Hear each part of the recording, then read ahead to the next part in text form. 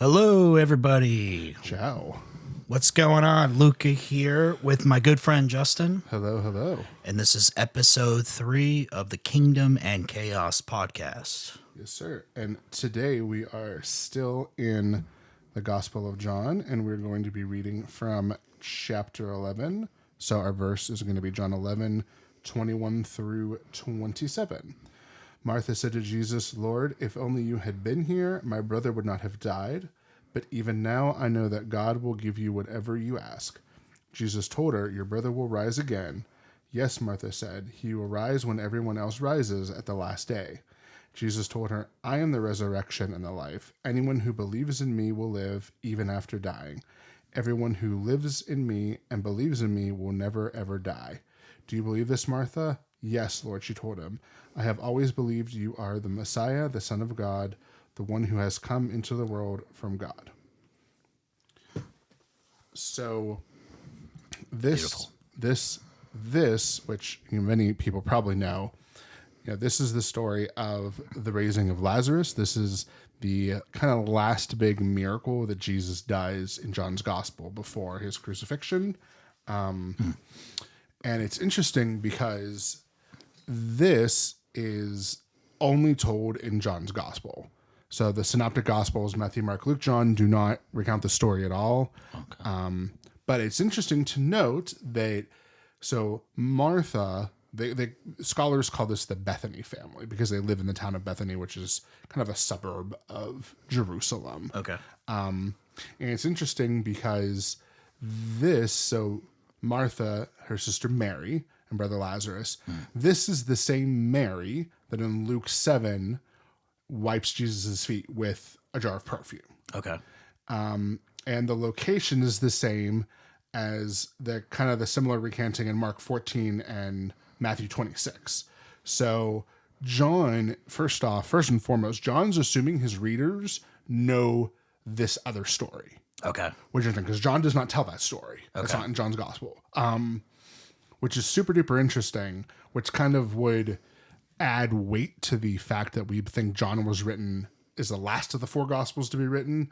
So, and it also kind of shows that John is piggybacking in a sense off of the synoptic gospels. Okay. Which is what gives him the freedom to tell these other stories. His portrait of Jesus is unique, and it's because he relies upon the synoptic gospels that you can kind of he allows him to do that. So it's interesting because now the whole story of the raising of Lazarus is John 11:1, and it goes all the way through verse 45. It's a long story, and it's something that priests give homilies and preachers preach on all the time. But what specifically stood out to me in this is that Jesus points out a couple things to Martha. So,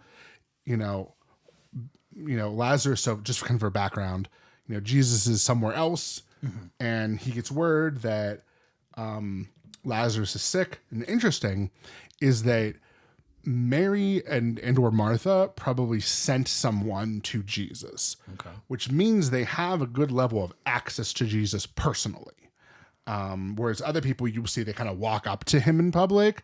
Jesus is off somewhere and they send word to him, right? Hey, one you love is sick, meaning Lazarus. Yeah. And Jesus stays for 4 days, which in Hebrew, and which I think is still the case today, but at this time in Jewish kind of culture, you are dead after 4 days. It's official, and it's now fully a corpse. No chance of you coming back. Okay. And it's now kind of unclean for you to touch that body. Is that kind of like where the sitting Shiva kind of comes into place, where it takes place for like 3 days, the person passed away, and then 3 days after it's you're mourning the memory of that person? Yes. Wow. And so that's where that comes from. And also kind of where the you put mirror, I don't know if it's from this, but you also are supposed to put sheets over the mirrors in your house, because if the person in this 3 day time sees their reflection, their spirit may think they're not dead, might not be dead. So you put sheets over your mirrors to ensure that they don't see their reflection and they move on, which is interesting. Yeah. But you can take it off after 3 days, I believe. Okay. Some people live all 7 days, but anyways, so Jesus comes and Jesus arrives in Bethany, and Martha actually goes out to meet him. So traditionally in the ancient world, especially in this area, when an honored guest comes into your village or town, you go meet them and guide them to where they're supposed to go. They don't just like walk up to your house and knock the door. So she goes out to meet him, and one of the things that Jesus points out, and she kind of I don't want to say backsasses, but she politely says, hey, if you'd have been here, Jesus, he wouldn't be dead right now. And it's interesting because, he kind of, what is it? She says, Lord, if only you had been here, my brother would not have died. Right. She starts off that, and that's kind of a polite way of saying, this is kind of partially your fault. Really is what you're saying, right? Because she's like, if you'd been here, you could have saved him. Yeah. She understands Jesus has the ability to do this. But what Jesus points out to her in this conversation is that she misunderstands Jesus, because she treats him as almost as sort of a divine messenger, as he can affect time and space on things. Yeah. What she doesn't understand, and what Jesus points out to her, is that his authority is about, well, really, Jesus is about authority and position. He is Son of God. He's a messenger of God. Yeah. He is part of the Trinity. Yeah. And which ties back to what we talked about in episode 1. Jesus is Logos, right? Yeah. The Logos was with God, and God was the Logos, was Word. Yeah. And so what he is saying to her, he says, I am the resurrection and the life. Anyone who believes in me will live even after dying. That's a contradictory statement. That's a paradoxical statement. Because how can you live after you die? That is not possible. Yeah. But what Jesus is saying to her is, hey, I need you to understand that belief in me is not about your physical life. It is about your spiritual life. I'm going to use Lazarus as an example of what belief in me does. But man, this is not about, and you see this tension all throughout the gospel, right? The Jews want someone to take them away from Roman oppression. Yeah. And Jesus, but what does Jesus say? He says, my kingdom is not of this world. He says it time and time again to people, in parable, in direct speech. And here he is saying, Martha, I want you to understand me not as a prophet, because Moses was able to do things, right? Elijah was able to do things, but they were not God. They transmitted the word, but they were not the word. Jesus is saying, no, dear sister, dear daughter, I am the word. When you put your faith in me, everything is taken care of. And so he does this because when we die to ourselves and are reborn in spirit, right? When we get the Spirit of God, it allows us to engage in eternal thinking, because our souls don't need to fear an end of our relationship with God. That we have relation with him forever. Because that's realistically what hell is. Hell is realistically just separation from God's presence. That's the worst part about it. It's not fire, it's not ice, or whatever it is you want to imagine. Your office cubicle. It is it is separation from God. That's the thing. So that is the piece that I wanted to pull out of this, because that's what I really think. Again, the part about we can talk about, right? Jesus goes up to the rock and he goes, Lazarus, come out. And, every commentary in the world will tell you that Jesus had to specify Lazarus because if he just said, come out, any dead thing would have walked out alive in there. That is the level of authority that Jesus carries, being the word, being the logos. Yeah. But I thought it's really interesting. I think it's overlooked that he's saying Martha, you know, and this is, mind you, is the same Martha that preoccupies herself in Luke's gospel with doing things for an event. When Mary comes and, you know, kind of does her hair, foot washing thing. And, you know, so Martha is constantly great at understanding the form, but not understanding the substance of what's going on. Yeah, I kind of see it like this, where I'm like, as you're speaking to me, like picturing like Martha as almost like this person that would go to church and kind of goes through the moments, but she may be skeptical. She doesn't believe with like her full heart, and when something goes bad, she may blame it on God because she's blaming it on Jesus in this instance. Oh, this is why Lazarus is dying or dead, and I'm blaming it on Jesus. And she may, that's what it seems like. It's like anything goes wrong, it's God's fault. And we never take into account other areas that as to why things may have gone wrong, or that it could be the devil coming into your life and throwing things at you. So this is like almost like a story of like, hey, no, this is, you know, like you need to put your full faith in him, because if you don't, if you have 1 foot out and 1 foot in, you're going to get chopped in half. Yes. And that's the danger of having God only be a doer for you. Yeah. Right. Yeah. When God's a doer for you, he becomes a genie. And that is not what God is. Yeah. That's why you constantly get the metaphor in the Bible of God being a father. Yeah. Fathers provide for you, but fathers don't give you everything you want all the time. This is true. This is true. And he puts us through hardships. I mean, like Noah and the ark, all of these different scenarios throughout the Bible where he wasn't just giving people things, you know, they had to go through some hardships. You know, even when the Israelites left Egypt and were 40 years in the desert, it wasn't just, you know, the promised land wasn't just given to them. Right. They had to go through 40 years of finding it, until, you know, they finally got it. And it took a lot of hardship.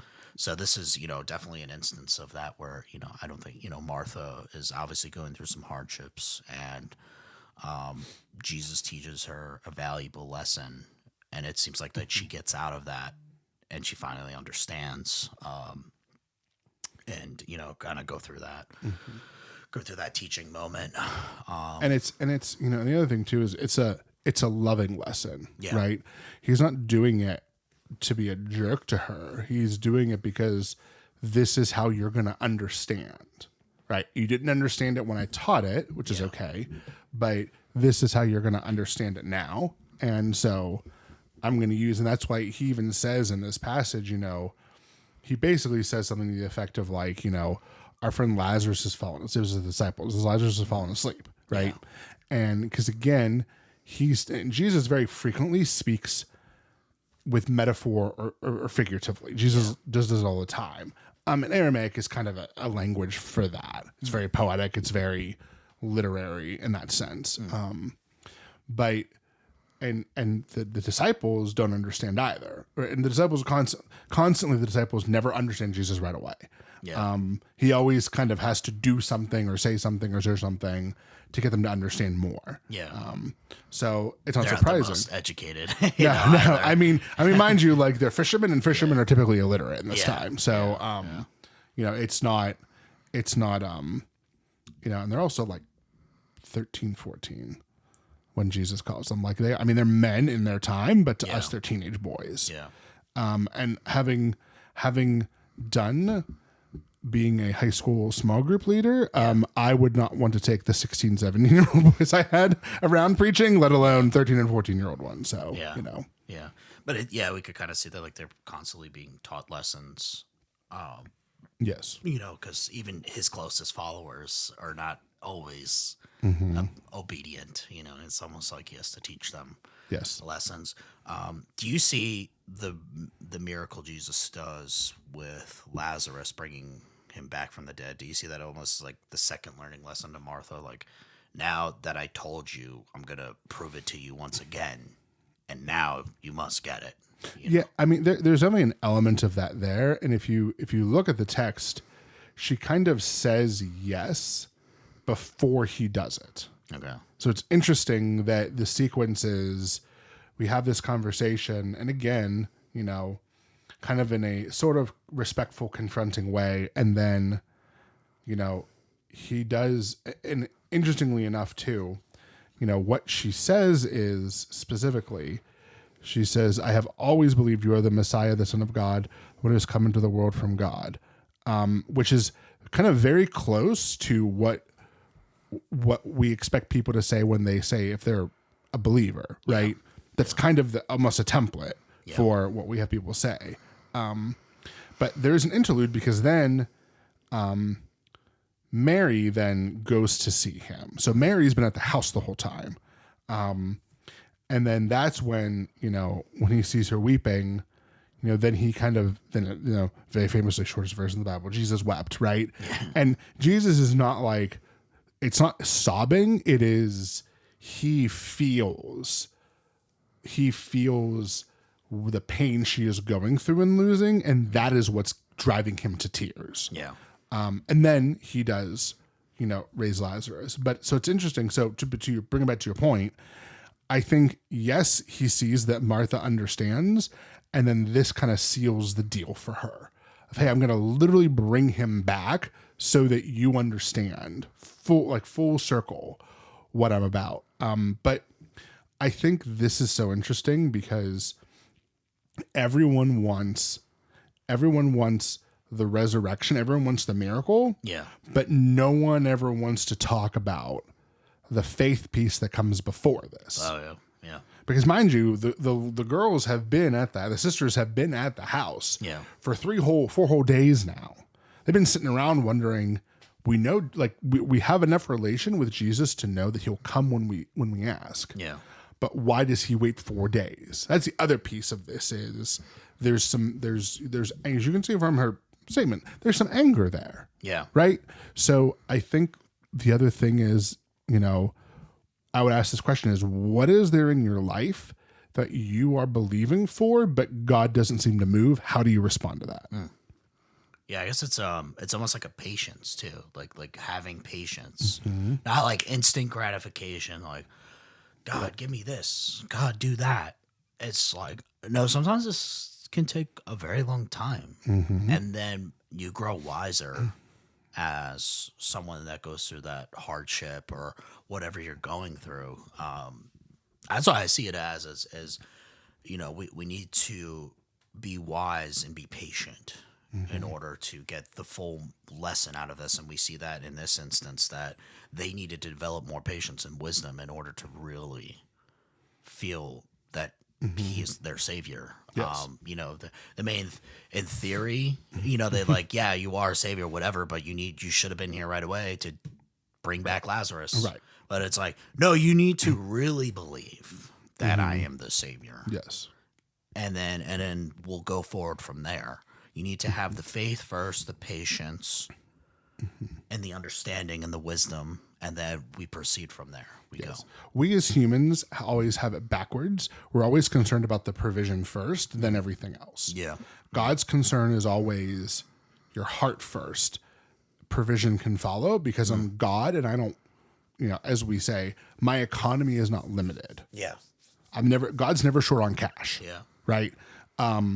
So when you do, and time again, people will the people you hear time and time again, they'll say, oh, we stepped out in faith. And I mean, take, for example, Joyce Meyer, right? Joyce Meyer starts her ministry in her early 40s. Yeah. Okay. She's already had a somewhat successful career, her husband's successful career. And literally like the month for the first couple months, she's like, we had to rely on just people donating money to us to pay our bills, which is nuts when you consider that I think she was like an office manager or some such thing before that. So she certainly was making money to live in, St. Louis or outside of St. Louis where she lived. Yeah. But God constantly but lovingly. That's the thing about God. He understands you well enough to know that okay, if you're going to be this codependent on fixation, on provision rather, then I am going to take you out step by step so that you see that it is not about the provision. It's about the money or the food or a roof over your head. Yeah. It's about following me and doing what I tell you to do. Yeah. And that's a hard thing for us to grasp. We don't like that. Yeah. Yeah. And our nature is to store away things. Our nature is to, work and consume. That's what we do. Yeah. Yeah. And God doesn't work. God does not operate like that. He's not worried about it. Yeah. And that can be hard for a lot of people. And a lot of people, I don't want to say fail at their calling because that's not the right thing to say, but a lot of people struggle in their calling because they go, God, I can't do that because I can't be without my job. And I guess their humanity takes over. And that's why churches have you tithe. Yeah. Because tithing is not required by Jesus doesn't require us to tithe, but it is about faith and saying, God, I'm putting you first. Yeah. And 10% is not a lot of money. We tip on 10%, right? Sometimes. Yeah. Like some people tip on 10%. Yeah. So it's not a ton. It's not, and I don't want to belittle that because for someone that can be like a lot of money, right? Yeah. But God is not saying give 50% to me. He's just saying just 10%. Yeah. Yeah. So, but I don't know. And I think the other kind of question is, what do you think, or how do you think people around Martha were impacted? Because we know there are other people there. We know that there are people who will say, there were, and this is the thing, the Jews are great at ceremonial observation. Yeah. So there's people there, they're, bringing her funeral potatoes and funeral meatballs and whatever else. Right. And, you see that they're there and, but it is through Martha and through this event that, other people believe. But, I'm curious, what do you think caused people to look at that and believe? Do you think it was the miracle itself, or do you think people came to a similar conclusion that Martha came to?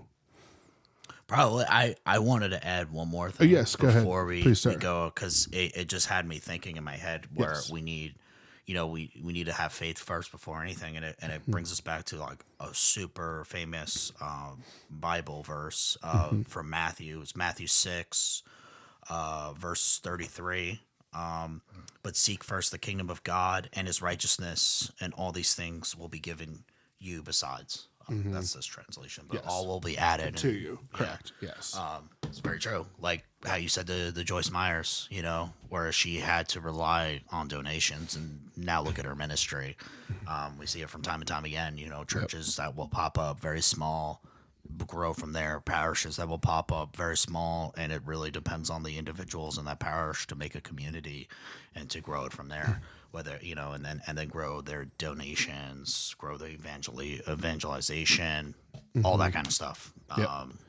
Even if you look in South Charlotte here, there's a Catholic parish called St. Matthew's. Yeah. It didn't get that big by accident. Yeah. Right. I believe that's the largest parish in the country. Is it? Yeah. I mean, but again, it's not. There's no amount of wealthy people that can make a single church that big. Yeah. Because you can shove money into things all day. Yeah. If God is not moving in some way, yeah, it won't happen. You will get stuck with the same 30 people. Yeah. You'll just be really nice. It'll be a really nice big empty building. Yeah. But you will have the same 30 people. And that's one of the things that as Christians, we always have to be mindful of, is that even if you think this church over here doesn't share my beliefs, if they are big, even if you think that person is a false prophet and whatever other YouTube, Facebook conspiracy you want to have on it. Yeah. If God is able to use anything, he's able to use everything. Flat out. You can't tell God you can't use that. Yeah. You can be stupid. Yeah. But it is unwise to tell God. So even, and this is the same thing that take, for example, everyone's favorite bogeyman, Joel Osteen.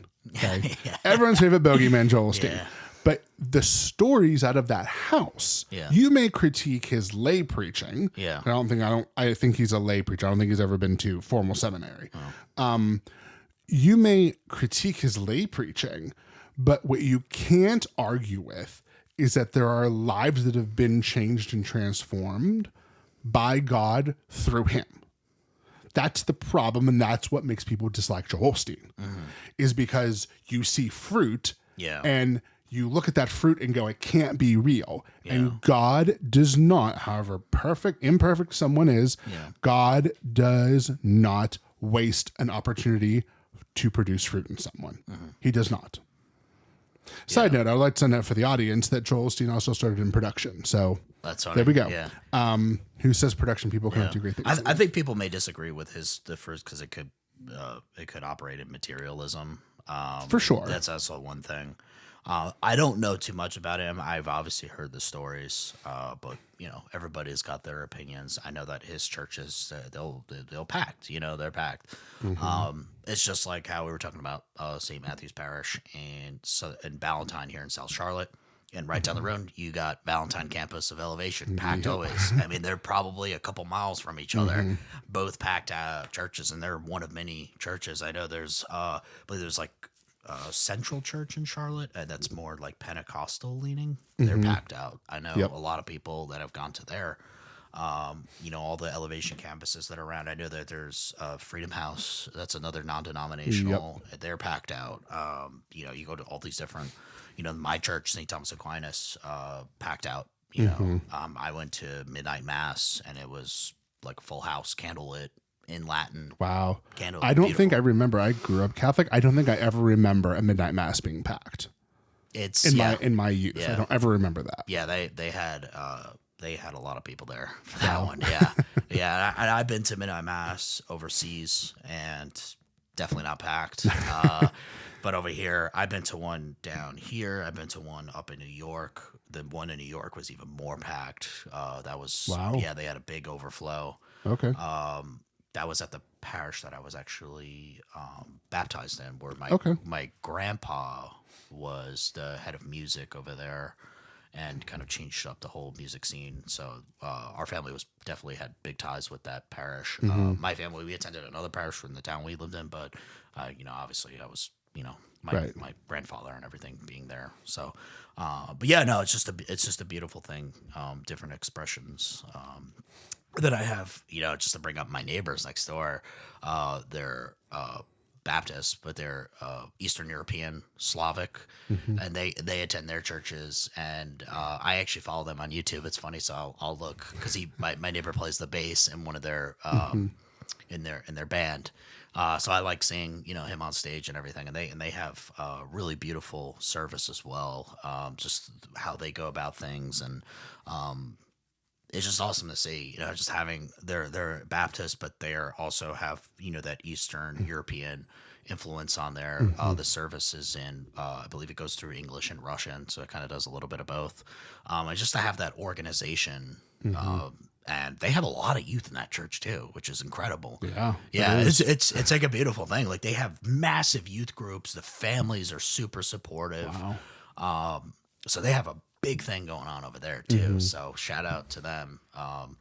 They are First Slavic Baptist Church of Charlotte. I know that's the name of them. So shout out to those guys. I will tell you, side trail.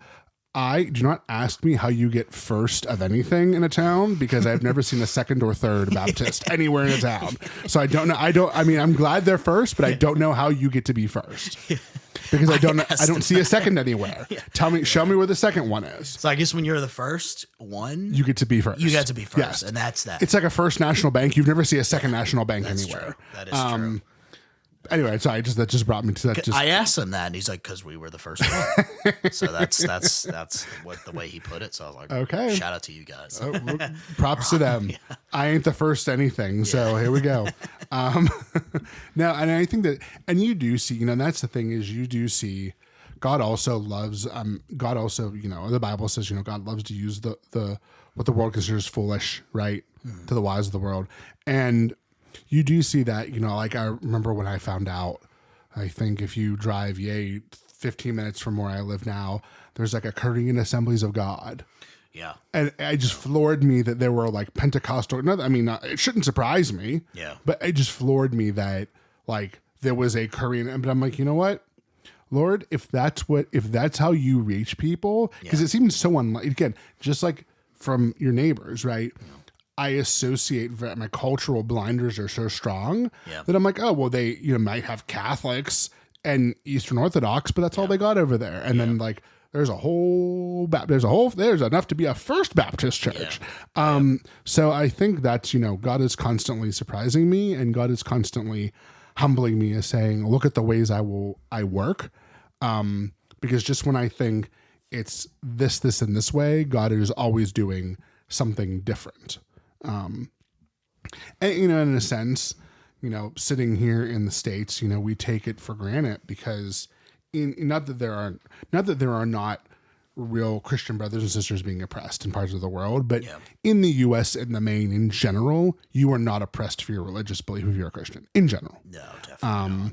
So I think we become very self-centered because it's like, well, everyone must fit into this certain, kind of mold that I've created based on my experience. Yeah. And, that's just not really how it works. Yeah. So it also for me is a kind of why, as I get older, I become less denominational because I see validity in everyone's at least form, even if we don't agree on theology. So, yeah. But it's taking it back to what was it? What was his name? Sorry, Redeem Zoomer. Redeem Zoomer on Facebook. Him kind of talking because he does a very good explanation of all the different faiths, within Christianity, all the different denominations per se, and saying that like we all at the end of the day we all believe in the Trinity. And, Jesus Christ died for our sins.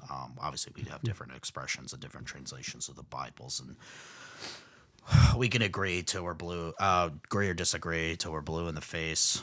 I think at the end of the day, it's like we need to unite more on our, our commonalities, on our, on our strengths and all that, than on our disagreements. I think that's what's most important. We need to have more conversations, whether if someone guy's Lutheran, the other guy's Presbyterian, one guy's Catholic, Eastern Orthodox, non-denominational, Christianity, Baptist, come together, have a conversation, see what ways,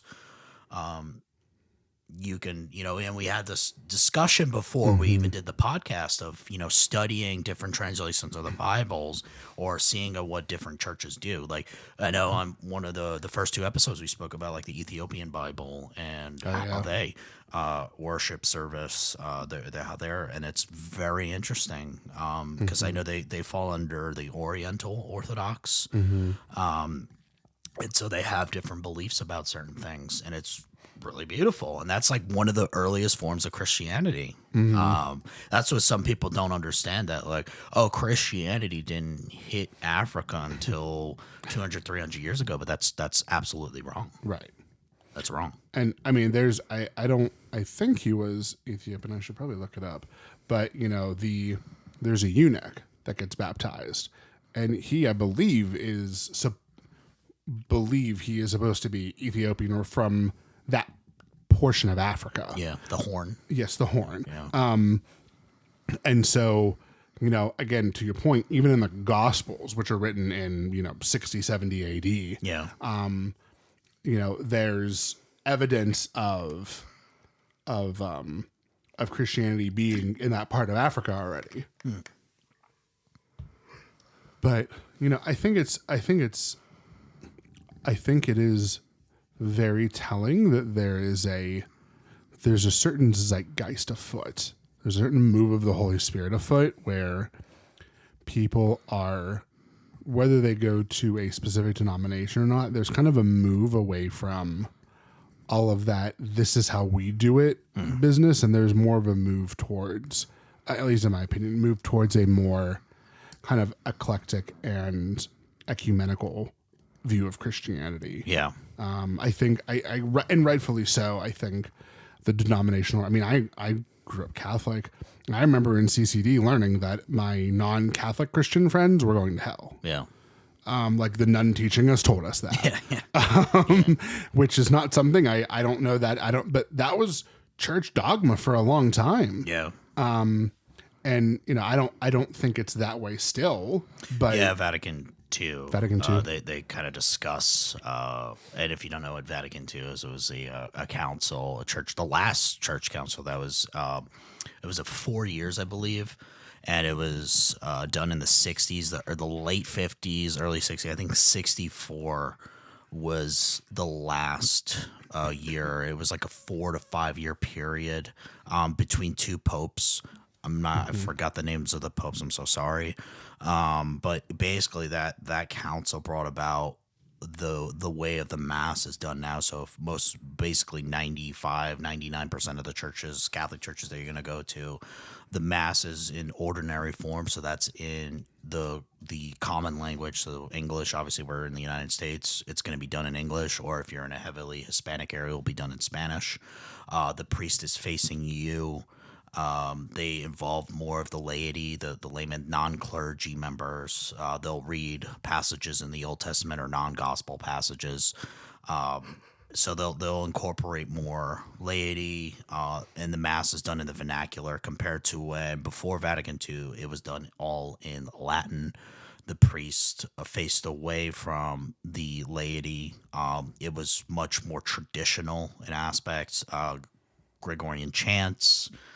It is beautiful. At the parish I went to, we had the traditional Latin Mass. Now it's been pushed to a chapel up in Mooresville under circumstances I won't go.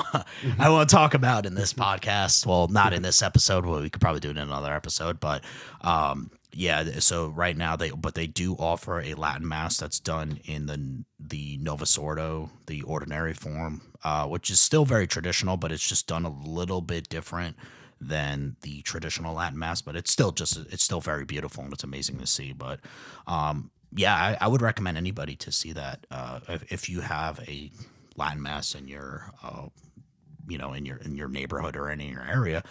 Maybe one day go and check it out, see different. If you're a Catholic, or if you're a practicing Catholic, or if you're curious just how it was done for a very long time. Or if you're non-Catholic too, go and check out. I've always been interested how Orthodox, Eastern Orthodoxy how they do their divine liturgies. How are they different from, say, our Western Rite, as I say, Eastern Rite?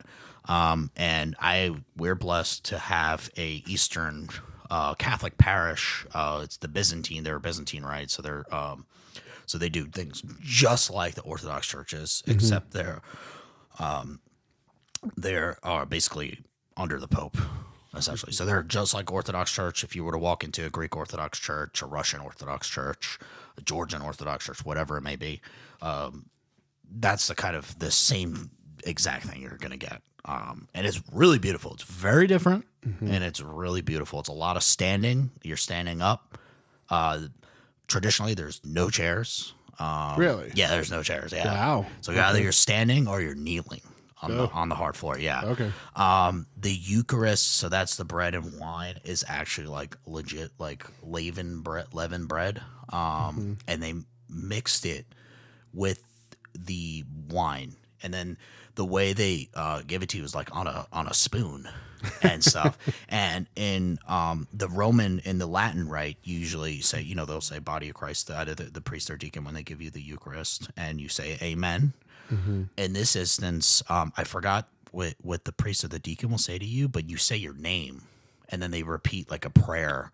So like if I'm going up to receive communion, obviously I was doing it in the Byzantine Rite, since we're in communion with them, and I went up to receive communion, I say my name, Luca, and then they would repeat a prayer with my name, and I forgot what they would say, and then they would have two of the altar boys, they would hold like a cloth so to make sure that none of the Eucharist would like fall on the floor, and then they would feed this spoon basically without it touching your mouth, but they would feed the Eucharist into your into your mouth that way, and that's how you would basically hit the Eucharist. Yeah, Interesting. Yeah. I've always ever, well, at least when I was Catholic, we always associated the old people would have them put it on their tongue. Yeah. But that always creeps me out, man. I don't want someone putting their hands next to my mouth like that. So I've started doing it that way. I realize, like, so I don't know. I've been kind of, I think it's a germ thing for me. Yeah. Like, sir, I know you washed your hands in the holy water, but have you used Purell, Saint Purell, sir? For me, it's a traditional thing, and I've kind of prayed on it, and I feel like I was led to doing it that way. Okay. And our parish is pretty traditional. We have altar rails. That's kind of the tradition. Oh, really? Yeah, altar rails. Yeah, no Eucharistic ministers or anything like that. It's altar rails, and it's only the deacon or the priest administering Eucharist, and it's usually an altar boy will have like almost like a mirror, like a circular. I don't know the specific church term for it, but underneath when he's giving the Eucharist. So I guess it's to catch the Eucharist in case it drops. Interesting. Yeah, very, very serious about it at our parish per se, because I know where I grew up in New York, the parish I go to was very like kind of like modern, where it was very like the music was contemporary. They would have Eucharistic ministers and things like that. So very much different from where I was catechized to where I'm at now. So definitely like day and night kind of thing. So it's very interesting. Very interesting. Yeah, I went to a buddy in college was Episcopalian. Okay. And they actually, I don't remember. Maybe it's because I was a kid. Yeah. No, because as a kid, I got wine too. I got vino as a kid. Yeah. Taking communion after my first communion. Yeah. I always saw it for context. I was never confirmed. Okay. So technically going to hell in the Catholic theology, but it's okay. But after first communion, then, and I don't recall us every Sunday. Do you get wine every Sunday? No. So Or is it only on like feast days or some such thing? So at the church up in New York where I was catechized at, they did do the wine. Okay.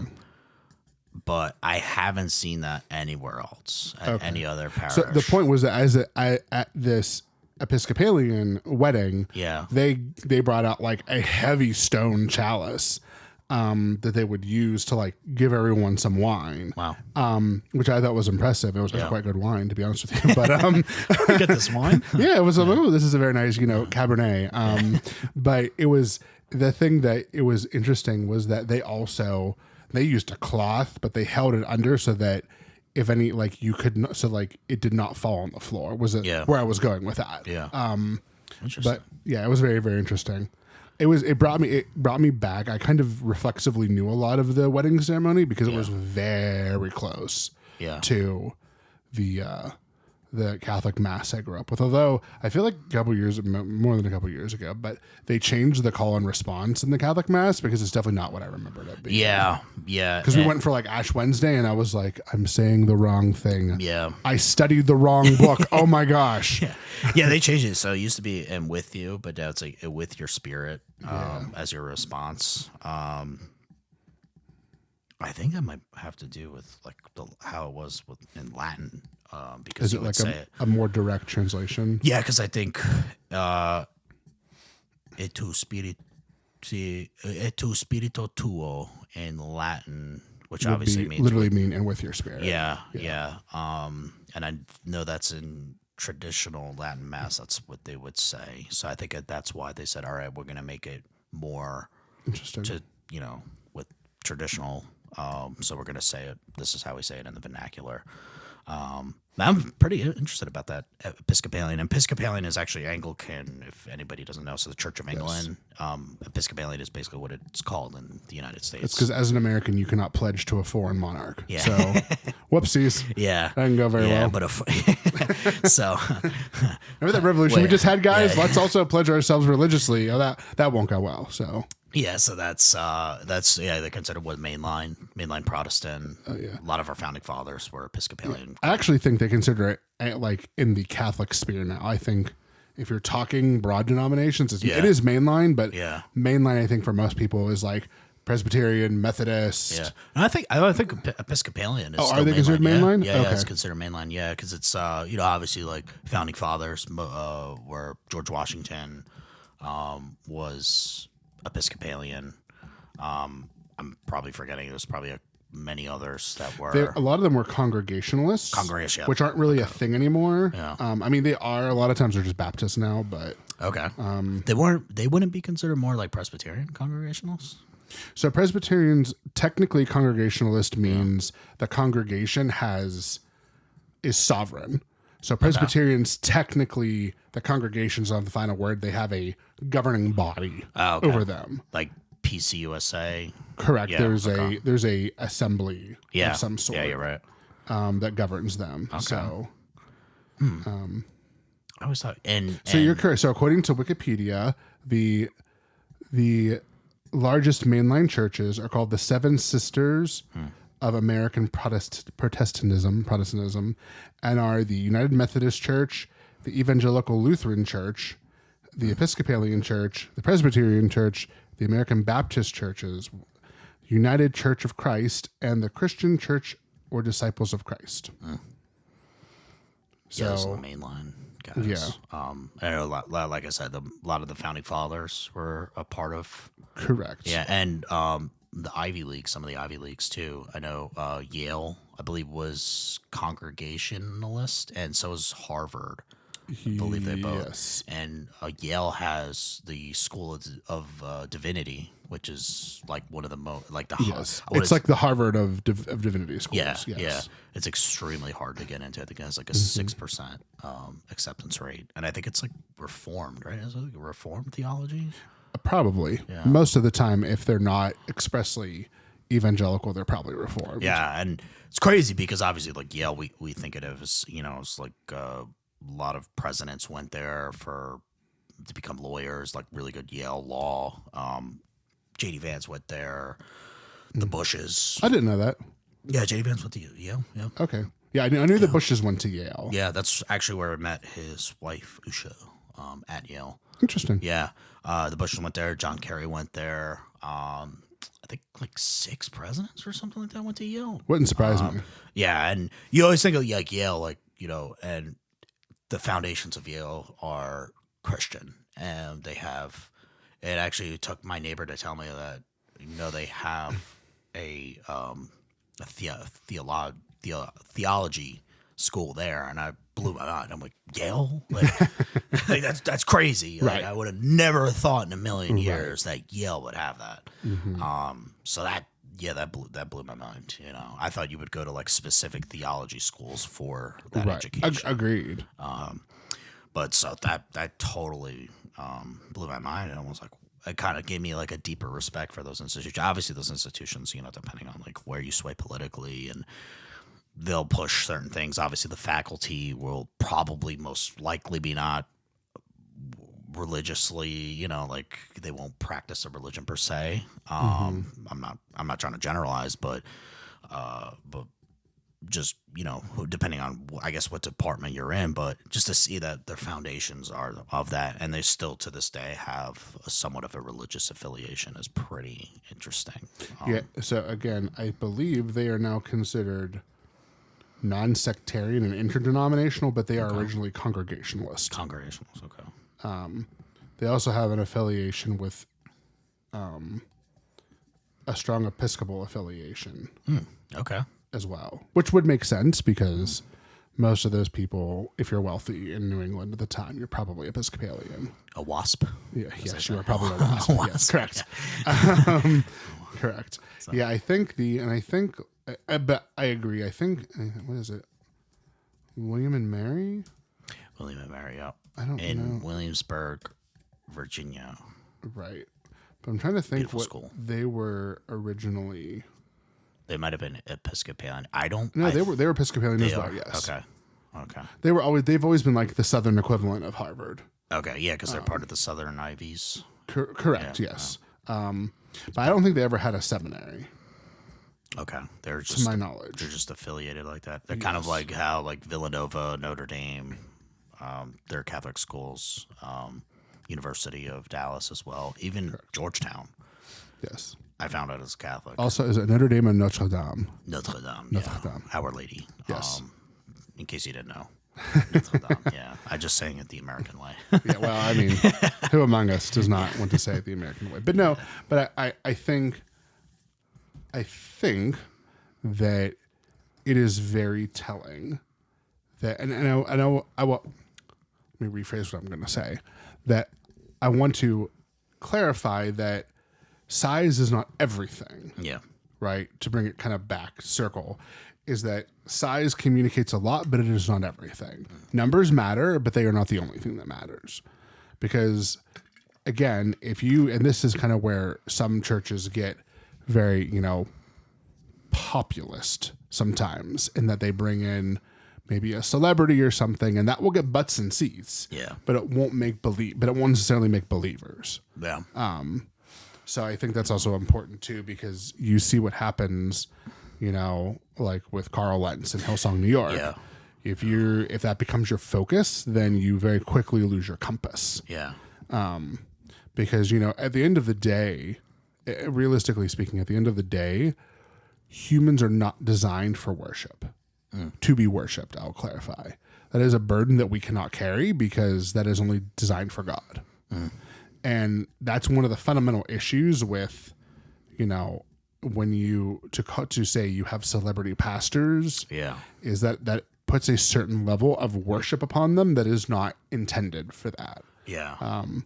Which, side note, is why I am such a big fan of Pastor Stephen and Holly, because you will almost never see, I don't think I've ever once seen them in a picture with like Justin Bieber.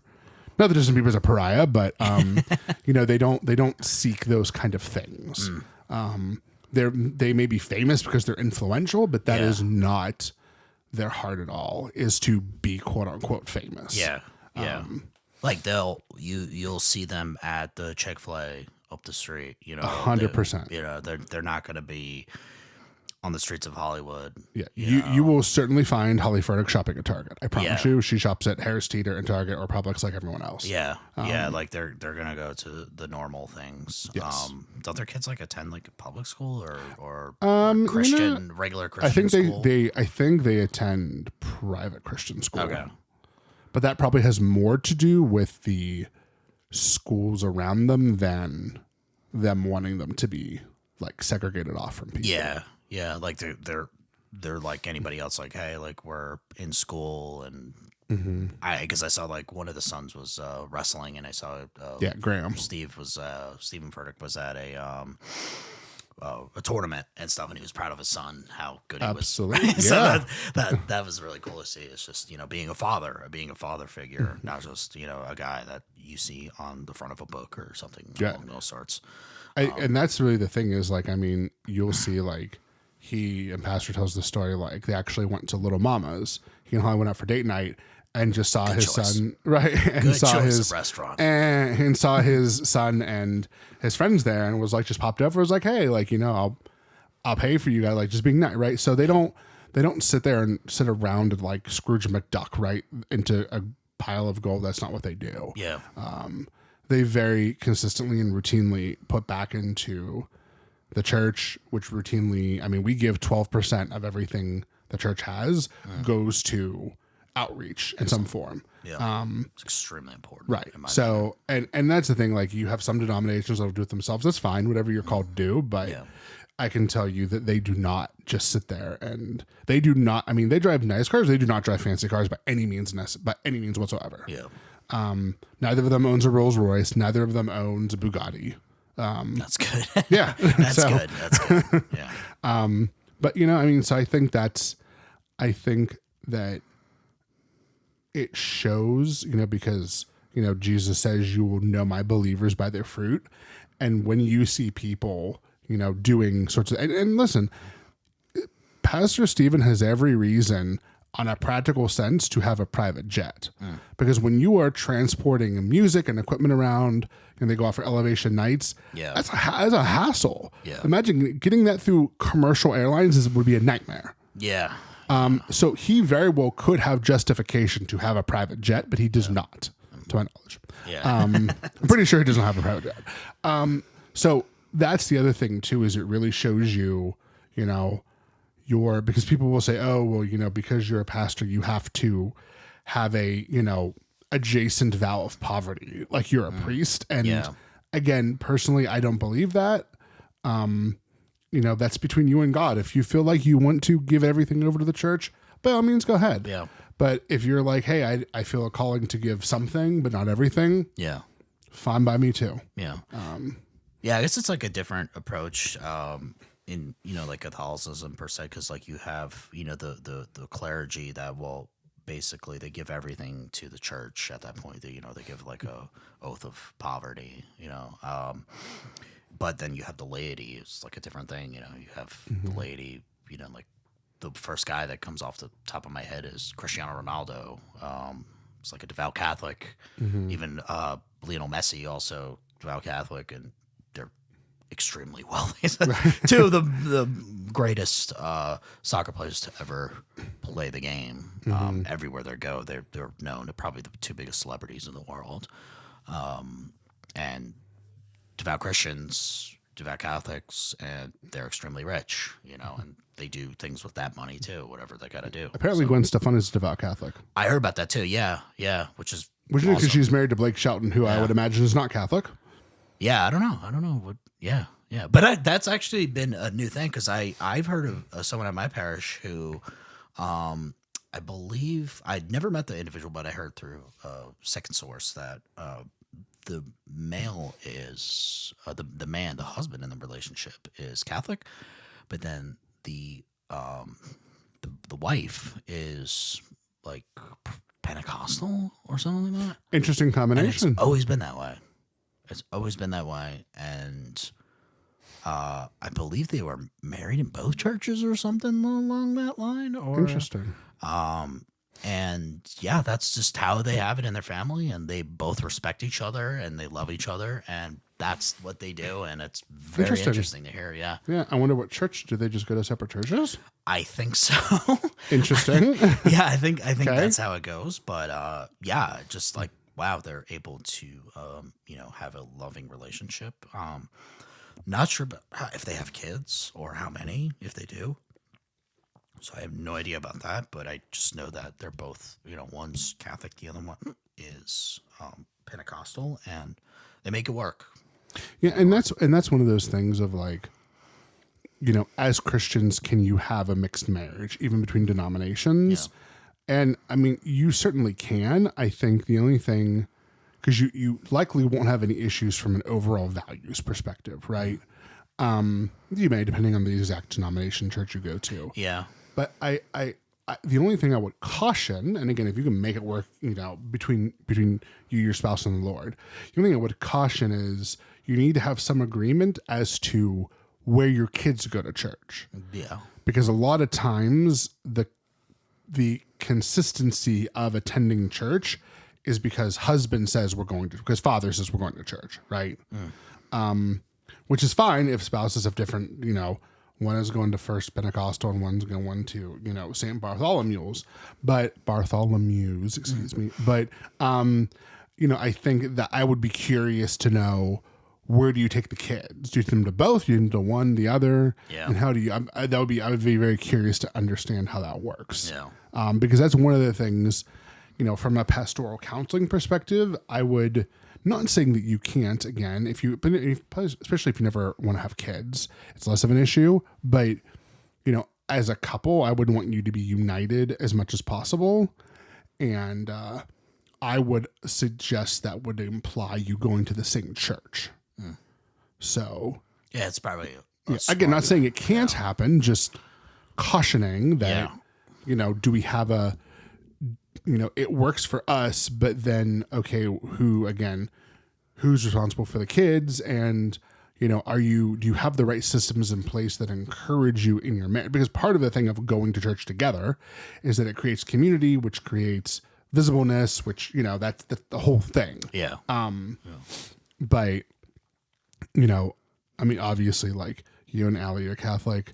I'm Protestant. Most of our friend group, that we mutually have are Protestant. Yeah. But, there's never, that's never been an issue. But if you were showing up at Mass and she was coming to Elevation, I'd be like, Luca, like, you guys need to get on the same page as that. Yeah. Because I would not want that to be a wedge that drives between you guys as a married couple is the only cautionary thing I'd say to them. Yeah. I do see that, like, even like interfaith relationships, say like up in New York, you'll have a lot of people that, like, one parent is, say, Jewish, and the other parent is Catholic, because that's what are the majority up there, up in New York for the most part.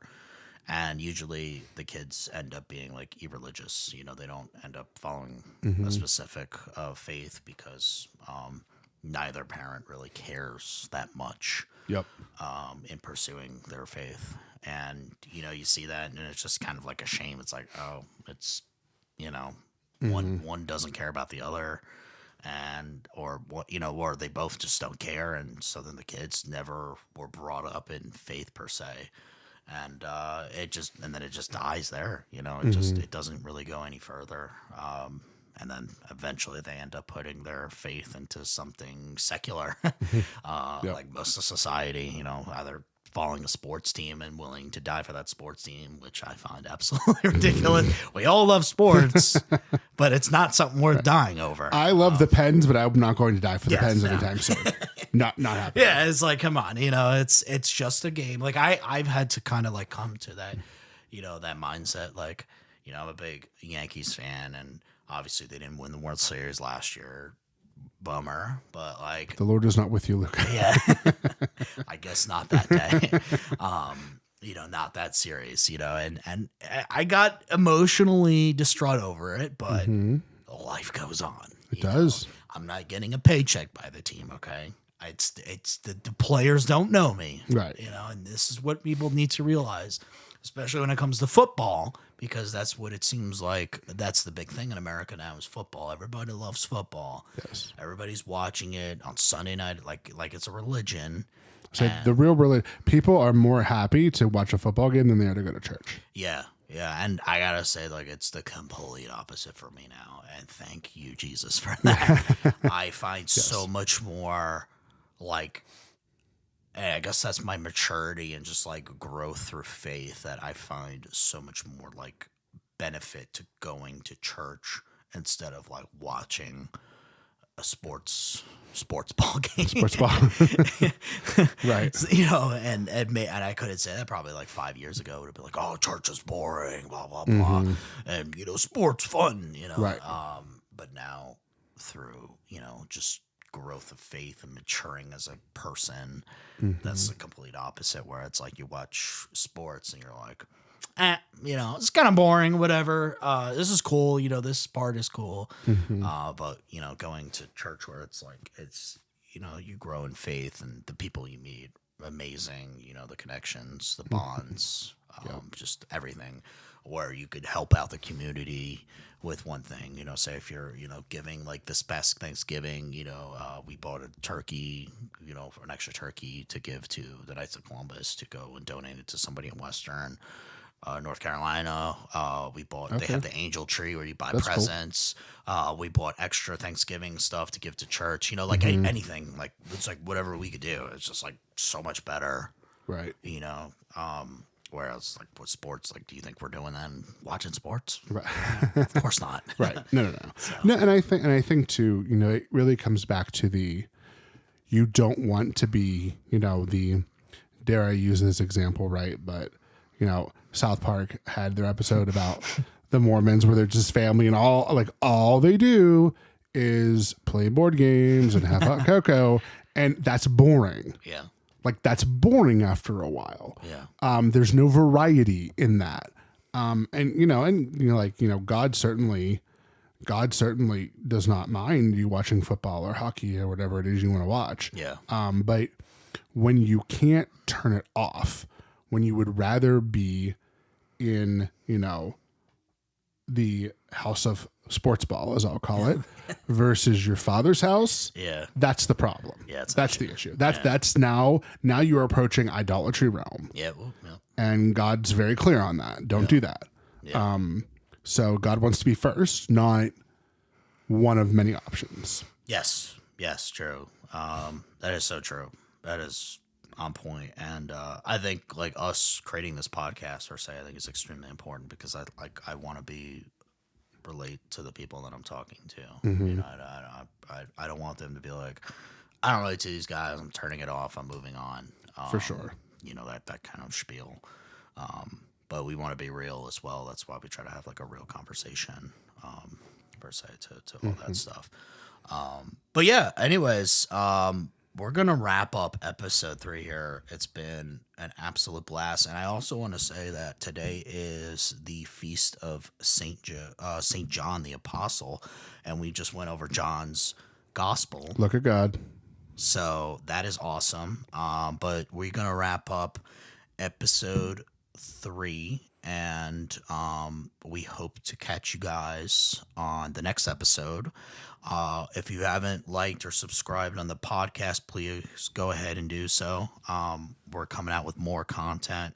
We're going to try to bring in some more interesting conversations, and who knows, maybe in the future we'll have some guests on here. Mm-hmm. Maybe we'll bring some cameras so you get to see what we look like. Yes. We're nothing special, but you get to see our faces. So you're definitely prettier than me, Luke. I'll say I don't know about that. That's I don't know. It's been rough. It's been a rough life. No, I'm kidding. But yeah, anyways, I just want to say, thank you, Jesus, and thank you for listening to this podcast, and God bless.